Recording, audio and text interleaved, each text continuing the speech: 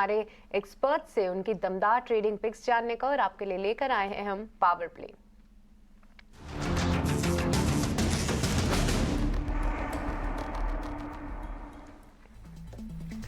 चलिए, power play में अब हमारे साथ कुणाल और नरेश भी जुड़ चुके हैं। उनसे भी समझेंगे कि कौन से स्टॉक्स उनके रेडार पे हैं। और कुणाल, सबसे पहले आपसे ही समझना चाहेंगे कि कौन से स्टॉक्स आपके रेडार पे हैं। और कांग्रेचुलेशंस आपको, क्योंकि एलआईसी, जो कि हम आम तौर पे नहीं देखते हैं कि एनालिस्ट रिकमेंड करते हैं, कल आपकी एक बाय कॉल थी और आज स्टॉक तेजी भी दिखा रहा है। उस पर एक अपडेट जानना चाहेंगे, और इसके अलावा कौन स्टॉक्स आप अब सुझाना चाहेंगे? धन्यवाद सृष्टि।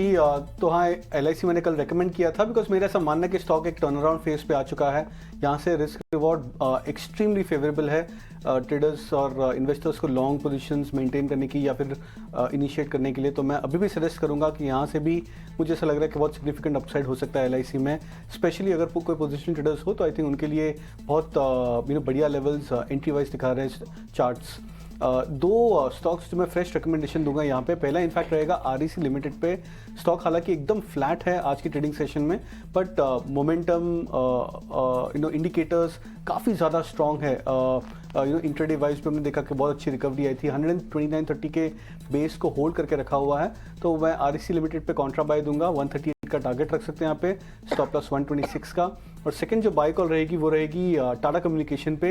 ये भी एक स्टॉक जो एक स्ट्रॉन्ग बुलिश फ्लैग पैटर्न बना रहा है डेली चार्ट्स पे। स्विंग ब्रेकआउट कंफर्म किया है आज 1240 क्रॉस करके, तो मैं इस पे भी सजेस्ट करूंगा बाय। 1300 का टारगेट, स्टॉप लॉस रख सकते हैं 1200 का। ठीक है, टाटा कम्युनिकेशन 1300 रुपए की लक्ष्य इसमें है कुणाल के, 1200 रुपए का स्टॉप लॉस, सीधा सीधा बिल्कुल एकदम टेंशन नहीं। आरईसी 138 रुपए का टारगेट और 126 का स्टॉप लॉस। एलआईसी का भी जिक्र कर रहे थे कुणाल, और एलआईसी के आज सृष्टि नतीजे भी आने वाले हैं शायद। जी बिल्कुल, एलआईसी के नतीजे भी आएंगे। और एलआईसी के लिए दरअसल अडानी ग्रुप के शेयरों में जो हमने तेजी देखी है, ये बहुत अच्छा उनके लिए फायदे का सौदा साबित हुआ है। और अब उनके जो निवेश की वैल्यू है 45,000 करोड़ रुपए पर वो पहुंच गई है। और इसमें करीब करीब 6,200 करोड़ रुपए का उछाला है मार्च अप्रैल से। अगर हम इस वक्त तक जोड़ें तो बड़ी बड़ी कंपनियां नहीं होती हैं सृष्टि। 45,000 करोड़ रुपए अकेले अडानी ग्रुप में निवेश एलआईसी का। जी बिल्कुल, इसीलिए तो एलआईसी तो माना जाता है इंडियन मार्केट। लेकिन लोग खफा हैं अभी में, चाहे जो एलआईसी जो कुछ कर ले। जिन्होंने अपने 904 पर शेयर लिए हैं, जिन्होंने 890 पर लिए हैं, वो तो इंतजार कर रहे हैं और शायद इंतजार उनका लंबा खींचेगा। लेकिन नरेश बताइए, आपके लिस्ट में आज दो कौन से शेयर हैं जो आखिरी घंटे में कमाल करेंगे? तो सबसे पहले बाय रहेगा इंडसइंड बैंक पर। अगर हम देखें तो 52 वीक हाई स्टॉक का 1275 1276 है, वहीं पे जस्ट ट्रेड कर रहा है। सो नया 52 वीक हाई बना रहा है। क्लियर कट आउट परफॉर्मेंस है पूरे बैंकिंग स्पेस में लास्ट कुछ दिनों से। तो यहाँ पे एक मल्टी ईयर ब्रेकआउट भी हो रहा है, शॉर्ट टर्म ब्रेकआउट भी हो रहा है। यहाँ पे टारगेट होगा 1350, स्टॉप लॉस होगा 1240। दूसरा बाय रहेगा एल&टी फाइनेंस होल्डिंग्स पर, जहाँ पे स्टॉक ने एक मल्टी ईयर ब्रेकआउट दिया और यहाँ पे भी एक नया 52 वीक हाई बनाया आज। यहाँ पे भी लीडरशिप है पूरे एनबीएफसी स्पेस में। तो यहाँ पे एक्सपेक्टेशन रहेगा क्विक टारगेट का 108 और स्टॉप लॉस होगा 99।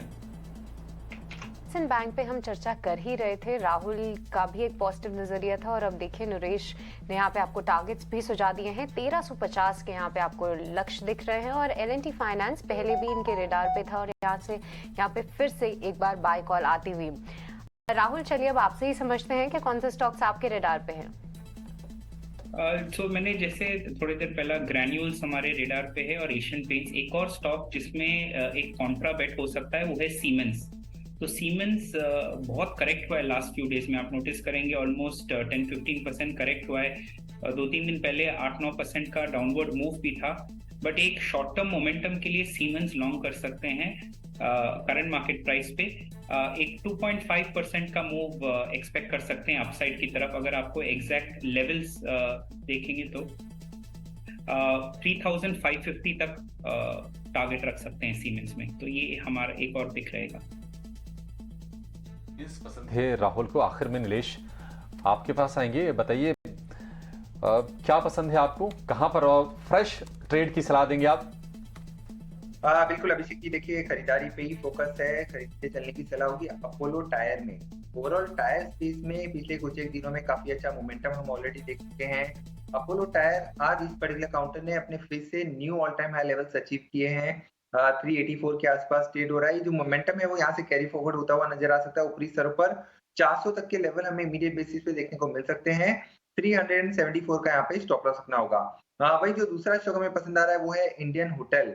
ये एक बड़े कंसोलिडेशन के बाद इस पर्टिकुलर काउंटर ने एक मूव दिया था। अब फिर से एक छोटे टाइम फ्रेम पे एक छोटा कंसोलिडेशन हमें देखने को मिल रहा था। उसका ब्रेकआउट यहाँ पे ब्रेकआउट के आसार इनफैक्ट मैं कहूंगा नजर आ रहे हैं। ओपन इंटरेस्ट में लगभग 11% का इजाफा हमें देखने को मिल रहा है। काफी अच्छी लॉन्ग साइड में बिल्डअप होते हुए नजर आ रहे हैं। चार्ट पैटर्न काफी स्ट्रॉन्ग है। ये भी अपने ऑल टाइम हाई लेवल्स के आसपास जाता हुआ नजर आ रहा है। 386 के टारगेट को यहाँ पे ध्यान में रखे चलना होगा। 370 का स्टॉप लॉस होगा और इंडियन होटल करंट लेवल पे भी खरीदारी करने की सलाह होगी। इसके साथ साथ एक और स्टॉक जो अभी मेरे रडार पे आया है वो होगा मैकडॉवेल यूनाइटेड स्पिरिट। देखिए काफी अच्छा मोमेंटम है इस पर्टिकुलर काउंटर में भी। इमीडिएट बेसिस पे 850 के लेवल यहाँ पे ध्यान में रख के चल सकते हैं। 822 का यहाँ पे स्टॉप लॉस रखना होगा। तो एक तीसरी बेट भी होगी मेरी ओर से यूनाइटेड स्पिरिट। ठीक है, तो राहुल ने एक शेयर कम दिया था, उसकी भरपाई नीलेश ने कर दी है। यूनाइटेड स्पिरिट्स भी इनके रडार पर है और इसके अलावा इंडियन होटल्स हमने देखा था कि अच्छी तेजी इंडियन होटल्स ने रफ्तार पकड़ी थी, लेकिन ये रफ्तार अभी जारी रहेगी। 386 रुपए के लक्ष्य इसमें सुझा रहे हैं नीलेश और लक्ष्य जो यूनाइटेड स्पिरिट्स के लिए है वो है 850 रुपए का।